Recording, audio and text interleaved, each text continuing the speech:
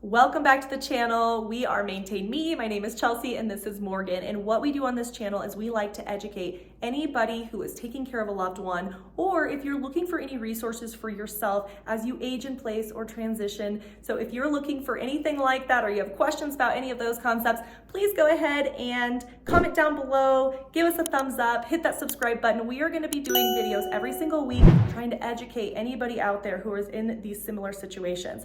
Today we are going to be talking about COVID, which I know the big word. I was like, oh my gosh, why are you talking about this? Because we have to. So we are going to talk about how COVID has changed community living. We're going to cover 5 different things and kind of take you through the timeline of what this looked like and how this affected our seniors or anybody who was in the aging population through all the different senior living communities. The first thing is kind of the beginning. Tell us a little bit about what it looked like at first. Yeah, obviously there was a lot of fear and there was a lot of unknown. So in the beginning, we saw, what was crushing to everybody, lockdown. Yeah. So people in their apartments, unable to leave. We saw no admissions. So if you needed something, you were on the fence about needing assisted living right at the beginning of COVID and even through the first year. Probably people elected not to go, and a lot of buildings weren't even admitting you. So you couldn't go even if you wanted to. What other so testing? Yeah, obviously the state was trying to figure out, how do we control this? How do we figure out if this is what we're dealing with? So we saw lots of testing going on. We saw up to 2 times a week sometimes, which was obviously pretty invasive for some of our residents. We saw them just trying to figure out how to manage that, get it done timely, how often and how long are we going to have to do this for. I will tell you the rule of thumb really quick is that some of our residents were getting tested 2 times a week until there were 0 positives. And so obviously, that was pretty extended and really, really scary to a lot of our residents who are moving in. I will tell you, because Morgan did touch on the lockdowns, Maintain Me, part of what we do is help transition our aging population when they can no longer stay at home into these communities. And there was lockdown for admissions. So during this time, we had to figure out, how do we keep our clients safe at home and get them the care that they need. We actually developed a consulting program at that time and tried to figure out how to keep everyone safe, because not only were they not admitting, but when they were admitting, it was kind of on a necessity level and not by choice, which used to be very choice driven. And so trying to just eliminate that fear and try to keep people safe during this time. It was a very weird time of people staying at home that shouldn't have been, or staying at home by choice even though they were ready. So it was definitely a weird time for not only them, but also us to try to help our clients stay safe during this time. Okay, the second thing is the adjustment stage. So this is, how did these places adjust and all these unknowns? What are some of those big topics? Yeah, so after the initial lockdown, once things started to open back up, even just a tiny little bit, the big thing was allowing visitation. So from 0 visitation to actually allowing some visitation. So it was limited, but what that meant for each community looked differently. Everybody saw the plastic rooms with the hug holding arm things, yeah, and it was went viral everywhere. There was a lot of really creative ideas to try to get people back together. Sometimes it was scheduling. Okay, so if you wanted to visit your loved one, you needed to go and get on the calendar and put in your time. The other couple things we saw is personal protective equipment, or yes, PPE. So I'm sure everybody has heard PPE until their ears were ringing, but that's personal protective equipment. That's your mask. That's your gown, gloves. Yeah, gloves. Great. And we saw that being a requirement for people to go in and visit their loved ones in a community. So tell us, how did that change? So also, by the way, before we get going, don't get discouraged. These are all of the things and the fears yes, that we are hearing, okay? And yes, it was true. These are true things that happened. You're not crazy out there if you hadn't transitioned yet. These things did happen. Please stick around to the end. We are going to talk about some of the positive things that COVID had shown us, and also how some of our communities stepped up into that space. So stick around. We're validating the things that you are feeling are true, and how also these communities took special steps to figure out where we are now. So we're going to take you through that journey. Stick around till the end. So the other thing is going to be the activities in dining. This was something that we saw people trying to adjust to in this unknown time. And they were saying, during outbreaks, we can't do communal dining, or maybe we do the 6 feet rule. So we're having to take out half of the tables and put, spread them apart and, help with that to try to, prevent spread. We'll see activities either being done in the hallways. And, we saw a lot of pictures of this on social media sites, or, families taking pictures of just trying to figure out how to engage their loved ones and not take those things away completely. But we did see a lot of communities struggle with this and try to figure out how are we going to still keep people engaged. And this was a big one for this time. Now let's talk about the new normal. So what's happening now in communities? So we have better testing. We now know that it doesn't necessarily always have to be a PCR test. It could be a rapid test and still provide really good results much more quickly, obviously, so you can respond accordingly. There's check-ins and screening. So if you go into an assisted living in Colorado, chances are you'll see a electric box. You go in, you put in your name and your information, you're asked a series of questions about your COVID exposure, your vaccination status, and it takes your temperature. You have to put your head in a little box. Or if it's not, an automated thing for some of our smaller scale places, they have an automatic temperature taker. It's recorded. They take your name and your phone number so that they can track if there's spread. Ideally, this eliminates some folks coming in like, oh, maybe I was exposed, or I am kind of feeling a little crummy today. And maybe they save their visit for another time. So that's a benefit.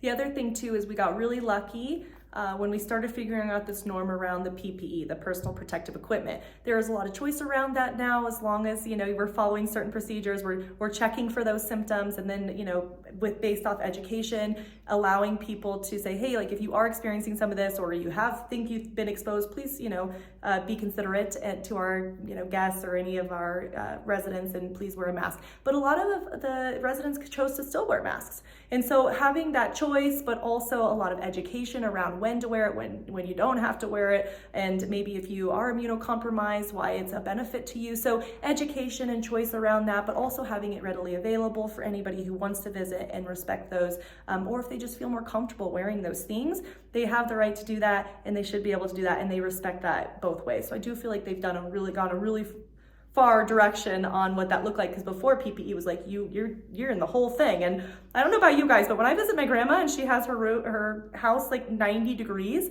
wearing the full PPE was kind of a task, especially with all the gowns. So we don't see a ton of that. When you're in your own personal space, you can take that off if that's how you feel. So there's just a lot of different, don't you think, like kind of guidelines around that, but it's really based off education and helping people understand when the best time to use it. Outbreak procedures, go ahead. Yeah, so we know now what needs to be done better, and the state has given guidance if you have outbreak in your community. It isn't a full lockdown. It doesn't mean we have one case, so now all the residents must go in their rooms and family can't visit. So that's such a tremendous improvement, is making sure that we know how to isolate that person, keep them safe, and make sure they're getting the treatment they need from outside help, but also to allow everybody else to continue to live their daily lives for the most part, with those extra precautions in place. Just like we all are doing, stay home if you're sick. Mm-hmm. So if you're not feeling well, they have procedures where they can bring your food to your apartment. So you don't have to, miss out on anything, and you can still get the treatment that you need. Yes. And then that visitation that she kind of touched on is that they weren't just completely, eliminating everyone when that outbreak happens. They take care of that individual or resident, and then still, like she said, allowing people to still have their life and their visitation. So the next kind of phase that we went through is, oh gosh, okay, like we made it, right? We found this new norm, but what happens if it happens again? Because a lot of our clients who are aging at home, they were excited about this next phase of their life, and COVID kind of put that big fear around, like, well, okay, it's fine now, but what happens if it happens again? Like, I didn't move the first time for a reason. I'm afraid if it's going to happen again. So we want to talk about that. What if it happens again? Well, COVID's not gone. COVID is still here. And that's why it's important to talk about the norm. And so we have a new norm. We have policies and procedures. It's not going to not happen again, because we've learned to live with it. And so Is there going to be something else? Who knows? But I think now we are more prepared than ever as a community to come together and figure out how to manage illnesses, whether it be viral or bacterial, and really just come together. We've never gone through something like that in the community, and now I think we are more prepared than ever if we did have something new or anything. But COVID is not gone. We're dealing with it. We have a new norm. People are very happy. They are moving again out of choice and not out of necessity, and they are enjoying their lives more than ever. So the other thing is treatment. So during this time when COVID hit, we were in this like, oh my God, how do I deal with COVID? And we kind of forgot about all the rest of the stuff. But now we do have, before it was just about trying to keep it from spreading. Now we actually have, more education around how we can even help with these antivirals and how to help them, kind of combat some of these symptoms and anything that's revolved around that. So, and then also just make sure that we're checking for any of the other things that may come from a viral, like a bacterial infection, and treating. So we do have a lot more guidance on that as well. We're able to kind of help people with any of the symptoms that they're experiencing, and then also try to make it to where it doesn't, come into something else like pneumonia or anything like that. So I think our treatment has also taken the next level in figuring out how to help people through the virus. Yeah, great points, Chelsea. Okay, the last one. So if you've stuck around this long, good job, because you want to know what this looks like now and moving on and the benefits. So believe it or not, COVID actually helped our community in many different ways. So at first, how did it affect all of our seniors? They were devastated, right? This was a devastating thing. But now I think we can say that that's changed. Yeah, I agree. I think that the positive things that have come from this is thinking outside the box. So how do we be creative in ways to engage our residents, engage with families, really open the lines of communication? So having more family involvement in meetings, or maybe residents are getting more involved in resident council because they've learned to use their voice to kind of speak up when things aren't going so well, and there can be changes to be made there. So using it as a positive to really transform the communication style to open up everybody to get on the same page. I think that's one of the many benefits. Yeah, the other one that we saw is that we learned more than ever that we need socialization, whether you're 3 or you're 103. We really take value in being part of community, whether you're just watching people, maybe you're a people watcher like me, or maybe you're an all-out engager and you want to do all the activities. Regardless of what the level of engagement and socialization that you think you put yourself in those categories, we still need that socialization, and people watching is just important as all the rest. And sometimes with our clients, we even saw they would tell me, hey, Chelsea, my mom does not participate in activities. Well, you better believe that same person later, that daughter called me back and she said, oh my gosh, my mom after COVID, because of kind of being secluded and isolated, she is more social than I have ever seen before. So we started to kind of get an idea of like, hey, I might be an introvert if that's how you've classified yourself, but we need people in even the smallest doses. And we've seen people just kind of blossom into that space after being restricted from that for so long. So we're seeing a lot more activities. We're seeing a lot more engagement. People are like, oh man, I took advantage of this before COVID and then I didn't have it. Now I'm like, I want it back. So I'm going to participate however I can. So we're seeing a ton of people just blossom into that and see that socialization being such a larger part of who they are now than they were before COVID. Okay, that was a lot. So if you are waiting to go into a community, or maybe you are taking care of your loved one and this is becoming really, really hard, please know we did this video because we want you to understand that yes, your fears were valid and those things were things that happened. But we also want to reassure you that we have come a very long way and that we want you to, eliminate that fear and transition into whatever makes you happy to increase that quality of life. This is not an area that you need to be afraid of anymore. So if you have any questions, feel free to call us. We're going to, again, put our contact information down below. If you like this video, give us a thumbs up. It shows us that this is the topic that you're interested in. And then until next time, bye.